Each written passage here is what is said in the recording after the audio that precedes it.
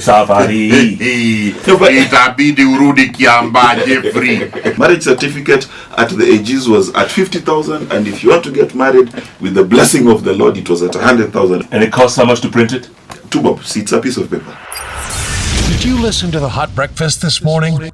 Here's what you missed. If it's Monday, it's all about finding out what the state of the nation is about. And who better to break it down to us and for us than Mark Bichachi, the political analyst who calls it like he sees it without fear or favor. Bichachi. The sea has shown me dust, my friend. Apparently, I can't even afford to get married.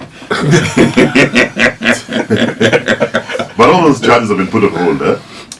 They actually put new ones just last week, reducing, for example, IDs from the original 2,000 for replacements back to 1,000, but now new registration instead of 1,000 is 300 shillings for you to be recognized as a Kenyan, which I must remind you is a constitutional right. You should not be charged for having documents that are mandatory, and you're a Kenyan. How much does it take to print an ID?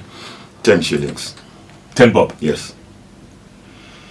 And we've done so successfully for years, since the 60s. Yeah. So for it to increase by 300 shillings, it means that the ministry is receiving 300 shillings more without incurring more costs. If you are in charge of that money and Nick loses his ID and 1 million people like him lose their ID, you got 1 billion shillings. Marriage certificate at the ages was at 50,000, and if you want to get married with the blessing of the Lord, it was at 100,000. I don't know whether they've changed that particular figure. So listen, no romance without finance. When you want to fall in love, my friend, check your wallet. Unafika bei. Are you going to pay for tent supplies or entertainment, or are you going to pay for marriage certificate? My friend, utako kwa your wedding reception, your certificate. You walk around like kula. Make sure you eat. Yeah, so it's and it costs how much to print it? 2 bob. See, it's a piece of paper. President Sulu is speaking to the authorities and telling them, please do not tax people to the point people are leaving the country to go and do business. How are things for us here? If you look at the amount of businesses that are closing and the amount of people who are exiting the country or exiting at least where their business is headquartered, these taxes are not helping business, right? Not at all. But also there is an equally dangerous sign, and that sign is that in the places where we used to collect tax a lot, we are collecting less, even though we are taxing more. Fuel is a good example. Yes, right? and beers. Yes. So you have increased taxes to get less taxes. But the thinking here is IMF thinking, right? IMF does not think in terms of how can the economy grow. They think in terms of how can you pay us back.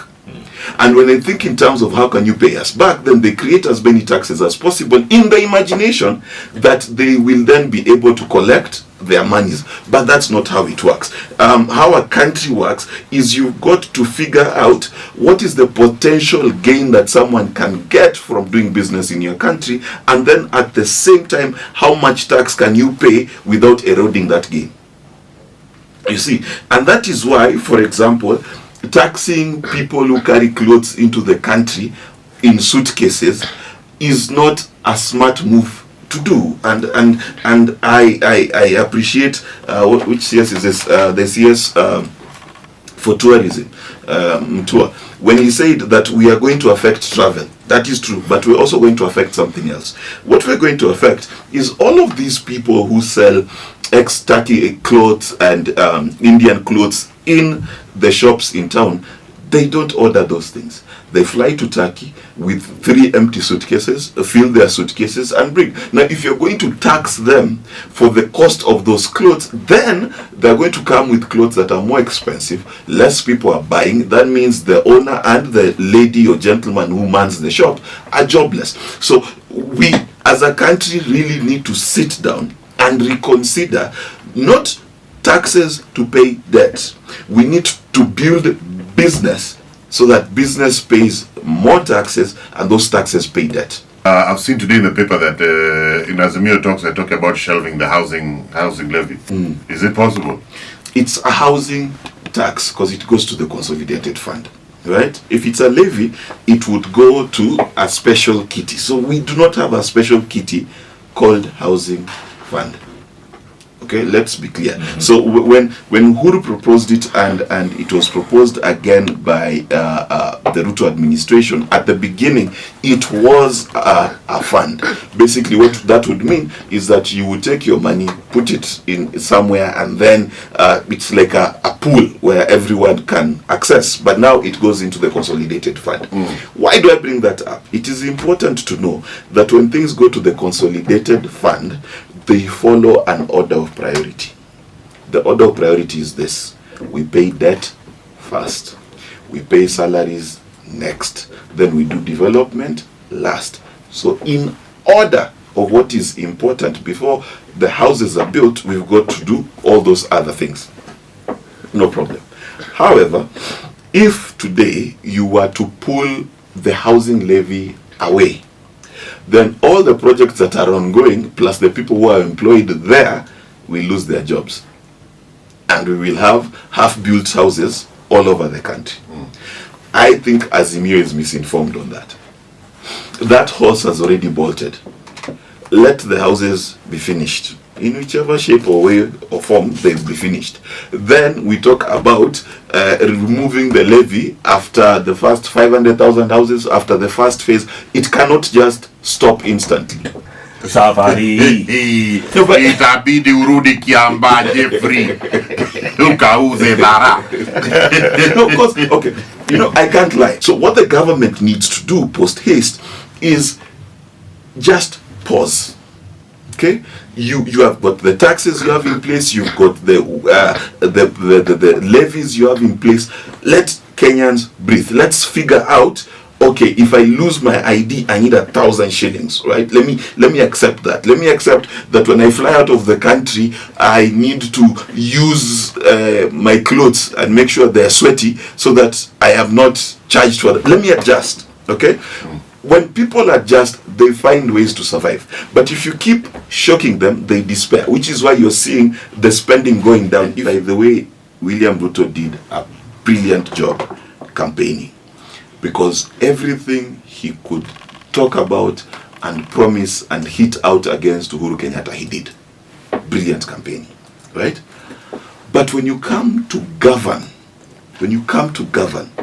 it becomes difficult to govern by promise. But there's a hang-up from the campaigns that you can see, one in blaming Uhuru Kenyatta, because that was part of their campaign. You can see it in escapism, that they don't take responsibility. They don't want to own up that, you know what, we are the ones in charge. The airport is raining. They still have to say it's Uhuru's problem. It's Uhuru's baby. Not even the Ministry of Transport then, like it's Uhuru Muigai Kenyatta, like, so there's a hang-up on how they used to campaign. And that mentality has not changed, right? And they slowly realized that the very same challenges the previous administration had are the same challenges they need to face, but they've also created new challenges because they came in their first year and did so many changes, not just in taxation and whatever, but also in the structure of government. Many people were removed from boards, many people were removed from certain stations. So you've got so many moving pieces with so many new people, so it becomes harder to drive the car. There's about 17.2 billion shillings missing from some deals that started off as G to G, and then it kind of disappeared in thin air. Yes. And the person responsible for bringing this fuel has been told, report to the DCI. Yeah. Is that fuel actually ours? Because a lot of people are laying claims to it. Ms. Mara, she was told she didn't have the license to import oil. Yet she's been doing it for 33 years. Apparently. Let me tell you, Jeff. When you have 1B, watch a 17, even your skincare routine changes, my friend. What are you saying about your skin, boy? I'm just saying. Are you a skin expert? I'm just saying that when you can afford Garnier, you know, my friend Yongo says, Her mom says she didn't even know that her daughter was this well. Right. Can you imagine? Your mother. Yeah. It's laughable. Samu to Garnier. So let me explain. Uh-huh. The initial idea was smart. Okay. The idea was that you have forex pressure, right? And the forex pressure was that when fuel was coming into this country by the billions, right, it had to go out within 2 weeks, right? So essentially we would be paying out dollars every time we import fuel 2 weeks after arrival, right?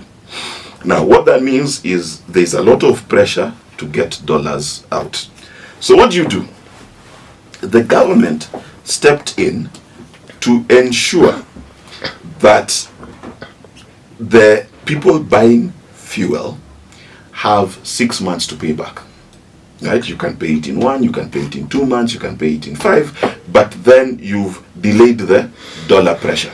Right? So you've eased our forex demands and our reserves for the dollar. So good. So that part of the government helping to negotiate to get 6 months is G2G. What follows after is not G2G. These 4 companies have an agreement with Saudi Aramco and the Abu Dhabi oil company to buy fuel on behalf of every other oil marketer in Kenya. Right? So basically it is Oryx, it is rubies that they bring, and then Shell and Total and whoever buy from them to sell at the pump. We're good So up to there. yeah. Right. So now the claim is that this lady brought in 17 billion worth of diesel. Okay. Now let's do a bit of math. First and foremost, there is no way anyone is doing a transaction of 17 billion without having the right paperwork. It's not happening. Yeah. Okay? 2, you cannot have fuel brought into the country, undocked, put into storage units for transportation, ship, goes back, and the owner of this 17 billion worth of fuel is not known. And it's been offloaded and stored. How? Okay. Maybe she paid cash. No, hold on. Umona goes here. There's a one milk. In Mark Bichachi's words. Okay, so the fuel's been Sounds like dropped off. yeah. The ship has left the station. Yeah. And then there's also that story of hers where she said she's been told to let go of the fuel. Like, would you let go of 17 billion? So, here's the thing. Very quickly, the people who own the fuel come out and say, this is the person who owns the fuel. Right? The documents this lady has are fake. So, okay. Jeff, if you show up to your bank with 17 billion worth of fake documents for a loan, how long before you are in prison? 30 seconds. Okay. But her, she's a TV star. In our news all the time. Yes. Yet, the statutory organ that is supposed to determine whether documents are fake or real has declared the documents fake. And she's walking scot-free. Okay? No charges, no nothing. Yes. So let me tell you, let me enlighten people. This is a fight of a deal gone sour somewhere. This woman is a front. Okay? She's a front, and she's being used to settle a grudge or whatever between 2 people or 3 people on that Galana oil. Someone didn't get their cut. Yes. That is what it is. It is. Well, it is. Yes. You see. So how does it end? Well, it's here's how it will end. It will fizzle out of the public eye. Typical. That's what will happen. Because they will do a deal somewhere, or someone will follow Jacob Juma. Yeah. Yeah. Not to his house in Karen. No. His home upstairs. And then it'll be a wrap. And then it will be a wrap. Because 17 billion is not money you play around with. No. Yeah. But the one thing I agree with this government is easing the dollar pressure. Good idea. Choosing that dollar pressure should only be on 4 companies, not so much. That is the best intervention they have done, as far as I'm concerned, in trying to stem the rising cost of the dollar.